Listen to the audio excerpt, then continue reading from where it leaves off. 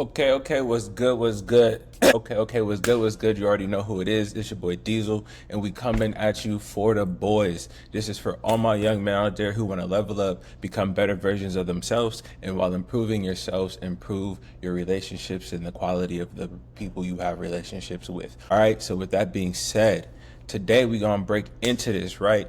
Help you level up your dating game. There's this word that's been floating around in the dating world called hypergamy, right? I was just on the live last night talking about what ruined modern dating. You feel me? And we're not even gonna get into that. If you want to know about that, check out my TikTok lives. I go live 5 times a week. Check them out. So the word hypergamy came up, right? And dude didn't know what it meant. So essentially, I'll break it down really simply, but one second, let me read this real quick. I took notes. So people say that it's destroying modern love or modern society or modern dating, right? But I think that it's actually just exposing some truths, and a lot of men weren't prepared for them, and we didn't realize exactly what goes on when it comes to dating, essentially. You feel me? Because we think as ourselves and we know what we want when we're dating. And a lot of us, I've realized the problem is we don't know what we want when we're dating. But women already have a set like kit.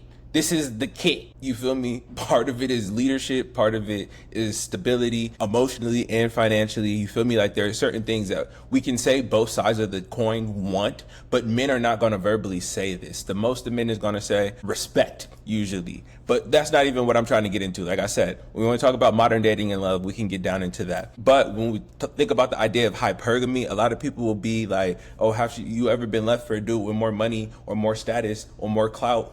And that they'll say, well, then you've dealt with hypergamy, right? But I like to break it down into just something even simpler in questions, right?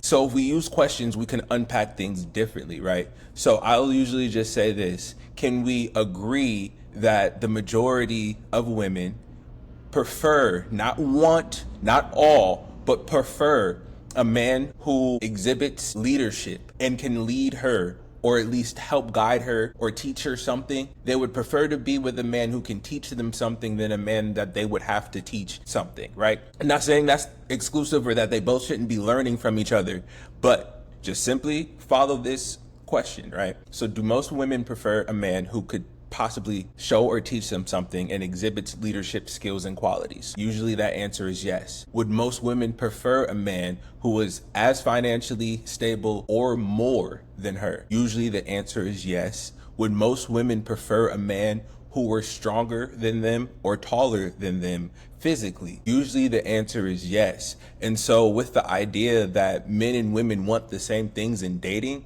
that's not true. And when it comes to the idea that women aren't looking for these certain qualities in men, we would be lying if we said they weren't. And we would also be lying if we said that every man exhibited the same amount of any of those, whether it's leadership or direction or even confidence or judgment. You feel me? So it's like, it's not necessarily that women are looking for smarter, faster, stronger, or richer men. They're looking at characteristic traits in men and figuring that those are going to equal some sense of security. And sometimes it's an illusion, because having muscles and having money does not indicate how well of a protector or provider you will be. You could be abusive and stingy. You feel me? So it's like we have to dig deeper than the external and look at the qualities of a person, which is what a lot of men feel like is the problem, because they feel like they're getting left for dudes who just have superficial status. But it's not even about the status. If I see someone who makes a lot of money, they either know something that I don't know so they can educate me,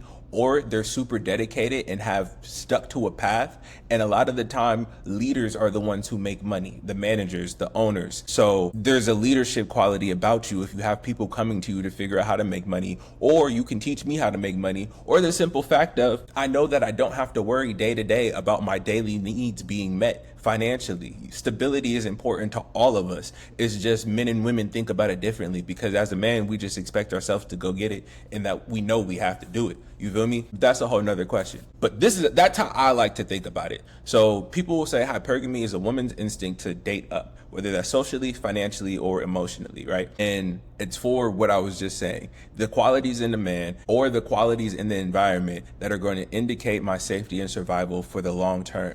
it's not necessarily something that's even personal about the person. Sometimes it's feeling a sense of security with another person, and that sense of security beats out everything else that I felt over here, right? And it makes sense because in the past, women had to go off of their survival in order to plan for their children's survival and depend on the man that they were picking to build their shelter, to find their food. Like, it's ingrained. So naturally, she would want the best option to ensure the longevity of her family. But when we fast forward into 2025, that's not the status quo or the case, because men and women are out here every day together in the workplace trying to get to it. You feel me? So women do not need men for those same reasons as protecting and providing in the past, because they're able to get their own protection and provide for themselves, right? But that instinct is still there innately. And with social media, dating apps, options all over the place, or the illusion of options, we could talk about that too. Because do you have options or the illusion of options? Because are those people you see actual viable options? Do you like any of them? Like, will you actually mesh with any of them? Just because there's 100 people who are looking at you doesn't mean even 25 of them are worth looking back at, right? That's a whole nother thing. But with having all of this, that instinct is just booted up into high gear, right? And this is one thing I feel like when we talk about the dating space and dating game, we fail to realize, or not realize, because I feel like we all know it, but the truth is that a lot of men are invisible to most women, right? A lot of men are invisible to most women. Why? Because it's not just you and the guy next to you or the people in your neighborhood. We see people on TV, we see celebrities, we see athletes, we see influencers, right? We see rich people all over the place. And so while we may not be having a conversation with them every single day, we know that there's more of them out there than I might think there is. So why would I not hold out a little bit longer if I can get a whole lot better in the near future, right? It doesn't matter if this is a 6 or a 10, because attention is also currency, right?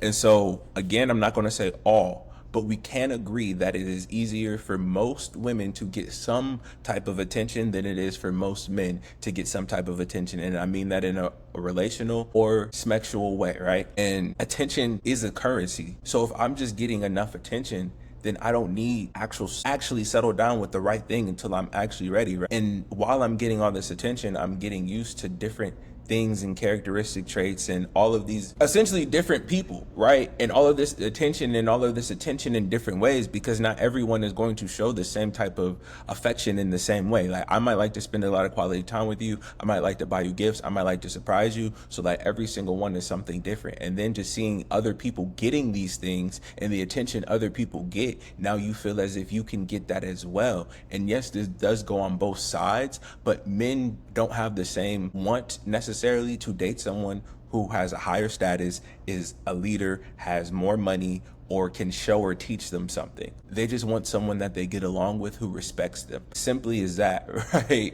And that's why when we talk about hypergamy, we talk more on the women's side of things, because men don't have that same innate desire like that. And most women don't want to be with an average guy. She wants to be with an upstanding, exceptional guy, someone who she can compare to the other guys and say, he's a winner, he's the winner, right? And it's not just about money, status, leadership, presence, lifestyle, how you live, how you carry yourself, how you speak, like all of these things. And this is the problem. This is the biggest problem. It's not that any of this is evil. None of this is innately bad. A lot of men get bitter and they start to hate women. And that's not what we gonna do, dog. We do not hate women. You feel me? Don't get mad. Learn how to work around it, how to beat it. The real danger is when a man doesn't understand it, they start to chase women who don't value them. They get bitter, they get upset, they get mad, right? Especially when they get rejected. And then they try to buy fake confidence or buy love, you feel me? And they say, okay, so if she likes money, I'm gonna buy her all of these things, and then feel bad when she doesn't like you, right? Or if you just stuff like that. Or you get fake confidence, like you buy a chain, you get a nice car, right? And then you start leading with your car. That's corny. Oh yeah, I got it. If I don't even know anything about cars, your car's not gonna impress me. You feel me? And I'm speaking about the idea of a woman. Like, me neither. I don't really give a damn. But like, if a woman doesn't care about cars like that, all right, cool. Like, that car could be rented for all I know. Women think like that nowadays. We live in 2025 with scammers. Like, you feel me? And just because you got it today don't mean it's gonna be here forever. So if you lead with all of these things, like superficial financial things or superficial what you look like things, it's not going to last. So if you want short-term relationships, that's what you're going to get. But if you start trying to rig the game to be in your favor by getting all of these accolades or accessories that you think make you look better without actually doing the work to become better and learning how to be a leader, learning how to develop yourself to be the best version of you, learning how to be interesting not only to women but to people, when you start learning how to actually give value, then the whole game changes. Because when you're trying to figure out what you need to do to get one aspect of the game or to get this one girl, you're losing because you're trying to compete with dudes that you don't know and you probably don't even respect, right? If you're out here trying to live up to some superficial standard of what you think women want because of what you've seen on the internet, you're being fake. You're trying to change yourself to be a representation of what you've seen on the internet for this girl. You really want to change who you are to attract a girl's attention? It's not worth it, dog. Especially in the long run, if you know you're faking, she can smell it. So you're just gonna end up back where you were and feel even dumber because you're like, I did everything right. Yeah, you did everything right to lose. Like, that's why you just have to become you, right? So this is what most men need to do, because some men are already doing this and some men don't really care. They don't care. You feel me? There are a lot of dudes who literally just would like to see a woman for an hour to 3 hours, maybe 3 times a week, and never speak to her again. There's some dudes who would just smash and never talk to you again, and they're 100% fine with that. This is not for that. You feel me? If you want to take what hypergamy is from this, go ahead. But this is what a focused, purpose-driven man is going to do. Focus on a mission over women, right? We already said they're attracted to leadership, they're attracted to people who are dedicated, and they're attracted to money, right? And I'm not saying that to be funny. I'm just, go with me, right? So if you're chasing your purpose, that means you're not busy chasing frivolous things or necessarily superficial things, right? You're trying to be a better version of you. What's not to respect about that? That's respectable, that's commendable. And if you stay committed to staying focused on your mission, hopefully it's gonna bring you some money. I hope you're working on something that's going to have some type of financial payout in the end, or eventually, or at least could, right? Even if it's just acquiring skills and knowledge, those skills and knowledge can turn into something else, right? And build yourself into a rare man, someone who's mentally, physically, emotionally, and spiritually connected, right? You have an understanding of where you belong in the world and how you can contribute to it, right? You take care of your body. You take care of the things around you. You have direction and emotional control, right? If you can control your emotions, people can just feel that, right? Especially if they're in a situation with you where they know they would be reacting or responding emotionally. If you don't, they'll respect that so much. And then also, don't try to force connections. Never try to convince somebody that you're who they want to be with. That's where a lot of us play losing games, by trying to make someone else see why they should be or what they should do. No, either you're seen as valuable or you're not. And if a person doesn't receive or respect what you see as your value, it's okay to walk away, especially if you don't like something. Do not sit there and try and force somebody to give you what you like. You can tell them what you prefer and give them the space to create that. If they don't, say, I'm sorry, but this is not, I communicated X, Y, and Z,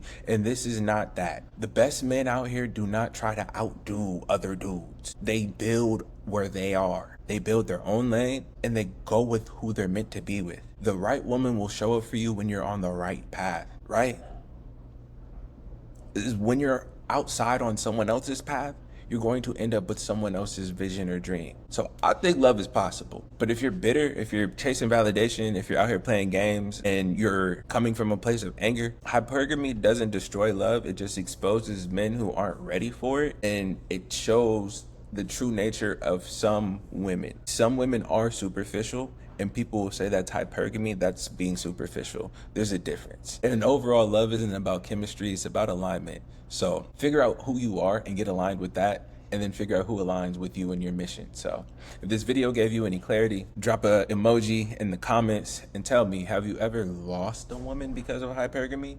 Or did you use it as fuel to level up? Now hit the subscribe button. If you're done playing around, follow me on all my platforms. Chuck Diesel, TLW. Let's build yourself into the man that no one ever saw coming. And next, I'm gonna do why high value women avoid certain men instantly, right? This is Do It For The Boys. Let's get it.